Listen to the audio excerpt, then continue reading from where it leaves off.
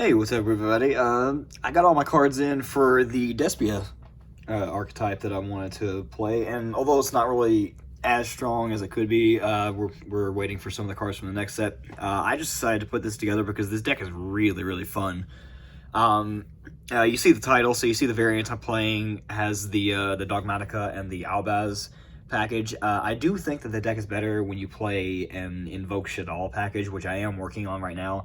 I just don't have all the cards for that right now, but I did have the Albaz and the Dogmatika package, so I'll just showcase what I have for that right now, and then I'll probably transition to Invoke Shit All later. As much as I hate normal summoning Alistair, I do want to make this deck as competitive as possible because it's really fun, and I just want it to do really well.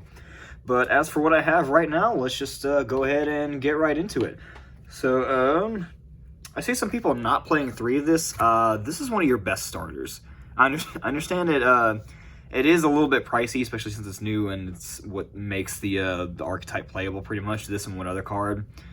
I understand that, but I understand not wanting to play 3 of them because they're searchable. You don't always go into it, but you need to see this card, whether off of your E-Tele spell or just hard drawing it. You need to see this card because it helps get you started, helps search your deck, and then it helps later on with its graveyard effect. You have to. I understand not wanting to, but you got to max out on this card because it's just too good to not max out on. Standard for the Despia 2 Dramaturge. This one's essentially just your opponent special summons from the extra deck. You can negate another monster. Does target, unfortunately, which is a little sad, but actually, it may not target. Shows you how well. Yep, it does target. Shows you how well I know these. I'm kind of new to this deck, so I've only played it during one tournament, and I was reading my own cards a lot, which is a little tragic. But this card is basically just your opponent special summons from the extra deck, target, negate a monster. It special summons itself when it chooses a material, and it's just a rank 8 3K body, which is really, really handy.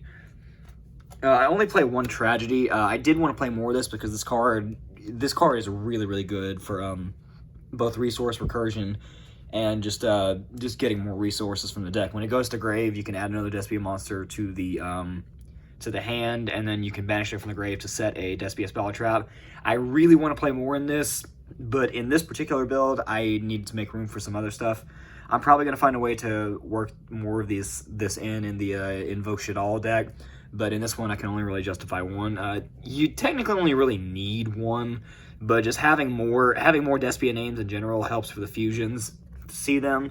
And having more of this is good because you can set some more of your Despia spell and traps to help you in the grind game, and that's what this deck mainly focuses on. And for the field spell, I only play 2 in this build. Depending on the build, you can either get away with 1, or you want to max out and run 3, and then maybe a terraforming to help see it as well. In this build, I think 2 is okay. The field spell is searchable through a lot of means by itself. I did consider trying to cut some other stuff just to up the ratio on this and a few other things, but I just had to make space for some other stuff in this particular build. But in this, 2 field spell works fine. If you hard draw it, cool, you have it. If not, there's plenty of ways to search it out within the archetype. But you do need this. This is the fusion spell for the extra deck, and it helps for some recursion. If a non-fusion fairy goes to the grave by a card effect, or by battle or card effect from your opponent, you can revive a fusion. This card is just really, really handy. You pretty much have to see that to get some of your plays going. Which is why I wouldn't really necessarily agree with playing 1, because if it gets cosmicked, then you just don't have access to it anymore. So at least 2, but I would probably max out with it at 3 because you just want to see it. It helps a lot with your opening plays. Now for pretty much the best card in the deck, and it is nuts that this card is only like 50 cents or something last time I checked. It's probably gone up by now. Branded Opening is ridiculous. This card is E-Tele with a discard, which you don't necessarily mind because some of your stuff you don't mind being in the grave, like pitch a Despian Tragedy, which is why I wanted to run more of this. It does lock you into fusions, unfortunately, so if you have some other link plays, that's why this deck primarily focuses on fusing, which is why the Albaz package is good with it, but I mean, of course, Invoked and shit all as well. But it does lock you into fusions, but this card is nuts. It's E-Telly as well as Salamangreat Balinx in one. It helps protect your stuff, and it just helps get some of your other plays started. This card is ridiculous. You have to play this at 3. That's about it for the Despia package. I considered running some of the other ones like Despian Comedy. That's basically a situational negate for your Despia monsters, but I just couldn't justify the space for it. I just wanted space for some other generic hand traps and some other generic protection. It's cool, but it just doesn't come up enough for most of the situations that I'm going to be in, so I just made room for some other stuff. For the Albaz package, it's actually pretty small. I only play one Fall of Albaz itself. There's a few ways to search this out. It's cool to see it, but I mean, you only really need one, especially when you have 3 Albion. The main thing you care about is this becomes Fallen of Albaz, but this can help send either Albaz or other branded spell and traps to the grave, and then depending on where you send it from, you get effects based on that. So this is more so what you want at 3, because you can get this from the deck, you can get other stuff from the deck. So as good as this is, you want 3 Albion more because you can get more use out of that. And then the last thing for the Albaz package, I just play 1 branded and white. Same thing, it's searchable, and it doesn't really come up as much as some of your other stuff, but you do play it because you can take advantage of it. So why not? And then for the Dogmatika package, I only do 2 Ecclesia. I was actually only running 1, but then drawing it is not necessarily as bad because, I mean, it can be your normal summon or an additional special summon. I didn't want to run 3 because I wanted to make space for some other stuff. And then just drawing too many in one hand isn't necessarily good. Plus, I can search this out with other cards like Nadir Servant. If I have an extra copy, then I can use it to fuse off, which is really nice. The 1 Maximus, because we do have the line to go into Winda, so that helps us to do that. The 1 Fleur-de-Lis, you only really need 1 of each of these. I consider 2 Fleur-de-Lis, but I just couldn't justify the space for it. 3 Nadir Servants. Here's hoping for reprints of this. Of course, and then it'd be funny if they limited or did anything to this on the ban list after that, but I still have my original copies. And then just the 1 Dogmatika Punishment. I considered cutting this, but if I've already got everything else that I need in my hand, then I might as well just take advantage of that off of normal or specialing Ecclesia. So I mean, it's still pretty handy. There's a bunch of stuff in my extra deck that you can send to take advantage of this. Pretty small Dogmatika package, and I guess the honorary Dogmatika card, the 1 Shaddoll Schism, because this card literally only exists so that we can go into Winda. That's about it. Pretty standard Dogmatika package. I would say that most builds are doing. Obviously, Ecclesia is a little bit different, but this deck is a special case. On to, I guess, the hand trap / text section. I wanted to make a decent bit of room for this because this deck is kind of fragile on its own, so you kind of need some other stuff to boost it up, which is why I tried to make room for so many hand traps and tech cards. I do run the Gamma package, and the reason I do that is for 2 reasons. 1, branded opening. You usually have nothing on the field when you do that, and that is a very, very good Ash target, because there's a high chance that the deck doesn't have any other plays after that. You might not have your field spell, you might not have Owlbear in your hand to search out some of your other playable stuff. So being able to Gamma their Ash is, I mean, it's just free real estate. You also play Omega in the extra deck, so it's a free Omega. It's other free extensions. The other main reason, the number 2 reason I play these is because they're lights. And the reason that's important is because one of the Despia fusions in the extra deck, well, both of them are fused with a Despia monster and a light, but one of them is a Despia, a light or a dark, and the other one is a Despia and a light and a dark. So you really want to capitalize on having lights and darks in your hand or on your field, and Gamma being a light is just really good for that. Plus, it helps protect some of your searches. And then some of the other ones, just 2 Ash Blossom, generic. I was playing Imperms, but I switched it to Veilers. I do think in a lot of situations Imperm is better You can use it on your turn to stop some of the opponent's other threats. You can't do that with Valor. But the reason I'm choosing Valor over Imperm in this deck is just because it's a light. There are some hands where you have you're able to fuse, but you don't have the proper materials. Like you drew a. I was considering. I did some test plays with running Ghost Bell in the main deck because it's coming up in my locals, but you just can't do anything with you just couldn't do anything with Ghost Bell because you can't fuse with it for a lot of the Despia monsters. So I would prefer Imperms, but in this deck Valor is just better just because Valor is a light. And I mean you can use Valor whenever there's other stuff on your field, so that's good too. But I do prefer Imperm. I do play 2 Jizukiru. For this deck does want a blind go first, but I put this in here because you can actually take advantage of, 1, this being a light for the aforementioned reasons, and then 2, this deck is a Super Poly deck, which spoiler alert, we play 3 Super Poly. There are a lot of fusions in here where you can fuse off with some fusion monsters requiring materials of being a level 8 or higher monster, or a monster with 2,500 attack or more.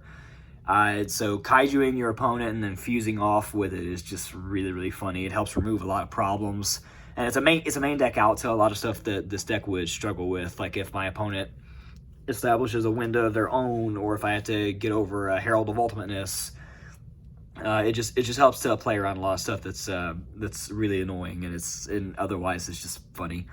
And then for my locals, 2 Cosmic. I had to find room for these because Cosmic is just too good at my locals. There's a lot of back row shenanigans and other stuff I want to chain to. Like if we have like 2 or 3 people there who for some godforsaken reason always draw Imperial Order in their opening hand. So if I activate one of my spells and then they chain Order, I can chain that. Or we have other search spells that are continuous spells there. We have people who rely on their field spell for a bunch of their shenanigans, so unfortunately it's going to hit me as well, but I just wanted to find space for that because it comes up at my locals too much. That's it for the main deck. On to the extra deck. I only run 3 Despia monsters, which is pretty standard. The 2 Quiritus and the 1 Praskinian. I probably butchered those names, but I don't really care. This is pretty much a standard ratio that any Despia build is going to make. This card just exists to have some of your opening plays. It makes any anything that's not a level 8 or higher fusion, it changes its attack to 0 for the rest of that turn. So unfortunately not a Dragoon out, because Dragoon just so happens to be a level 8 fusion, because of course it is. But otherwise it's just hope to protect some other stuff on your board, and then it does have some recursion. It's this one specifically. If this one leaves the field because of an opponent's card effect, not by battle, unfortunately, which is, I mean, it's got a 2,500 body, which is decent, but I mean, battle doesn't work, unfortunately. But if an opponent's card effect sends to the grave, you can special summon a Fallen of Albaz or Despia monster, which you can, if you have Albaz in your grave, then you can super poly them with that, or you can revive an Aldobear to get an additional search. It's just a neat bit of a recursion as well if it ever comes up. And then Praskinian is just whatever it kills by battle, it deals burn damage on their attack or defense, whichever is higher, which has actually won me a game before, funny enough. And then the other one is whenever it's during the main phase, you can, it's a quick effect, by the way, which is hilarious. Once per turn, you can target a extra deck monster in your opponent's graveyard and either banish it or special summon it, which is really, really funny. I haven't gotten to use that yet, but imagine stealing your opponent's access code and then having like 1 or 2 link monsters in your grave and clearing the board, or you steal, I don't know, what else would be funny, BLS or something, I don't know. It has a lot of funny potential. For the Albaz package, I play words. Albion, the Branded Dragon, him, I play that. And then Brigand, the Glory Dragon. I think this is pretty standard as well. When this one's fusioned, you can summon another fusion monster by banishing the materials. And then it has recursion as well. If this card's in the graveyard because it was there this turn, you can add or set a branded spell or trap, which helps set up some of your other plays. And in Brigand, is it Brigand or Brigrand? I think it's Brigrand. Okay, I've been saying that wrong the entire time. Oh well.